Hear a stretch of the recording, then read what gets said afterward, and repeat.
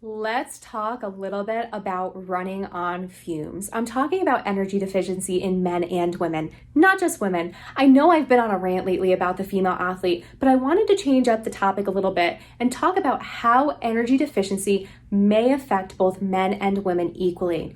If you did miss out on our previous posts about the female athlete and questions that you should ask female athletes, don't forget to subscribe to our YouTube channel where we have so much awesome content, or even go back through our blog archives and kind of check those out.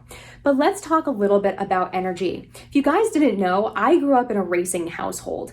Energy on a racetrack, fuel on a racetrack, one of the most imperative things. If there's too many yellow flags during a race, which means the race slows down, you're kind of looking out for what happened in, say, a certain turn, and there's too many of those and you don't have a pit stop, then there's a chance of running out of gas. So let's talk about those yellow flags in the human body. The big thing is that our body will throw us these signs, these warning signals that we may be running out of fuel. And oftentimes they're not what you would think.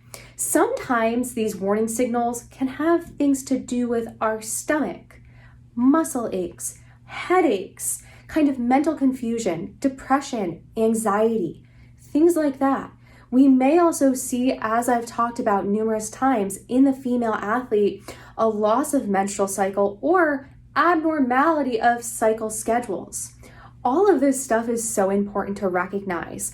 These signals may not always be just straight correlated to sports performance. They may have other little kind of ways they pop up over time. So, energy. Why is it important? It fuels our bodies. When we don't have enough, our body is going to take it from places that you would never think it's going to take it from. It takes it from our bones, our muscle. Most people think fat first, but fat is actually more difficult to break down. Sometimes you may be sick often. Sometimes you may not heal well enough.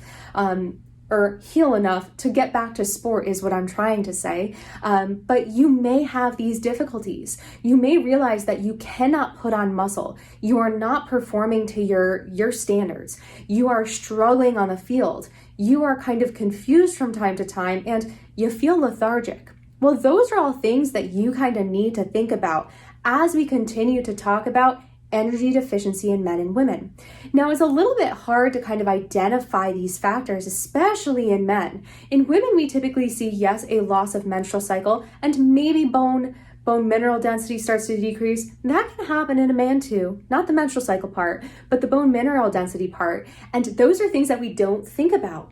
Men are affected equally when it comes to energy deficiency. And some of the risk factors that we often see in regards to this have to do with your body mass index, okay? If we see that somebody is underweight for their height, if we see they are starting to underperform, if we see that they are injured often, they've suffered chronic, say, shin splints or stress fractures, stress fractures in the shin or, say, the foot or anywhere else. We need to think about this a little bit more. It may not just simply be due to overtraining. It may not simply be due to under recovery. It could very well have to do with diet. And also just the body's response to kind of what it's being put through and taxed through. So energy, super important.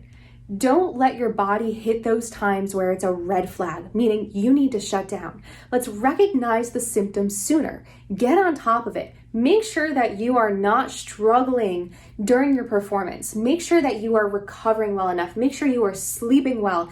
And most of all, make sure that your body is well enough to do what it really wants to do, especially when it comes to sport. We don't want to have poor performance. And a lot of people have been there. And if we can try to change that, why not? So let's look at those small things. Let's ask questions about food. Let's ask questions about sleep. Let's ask questions about recovery.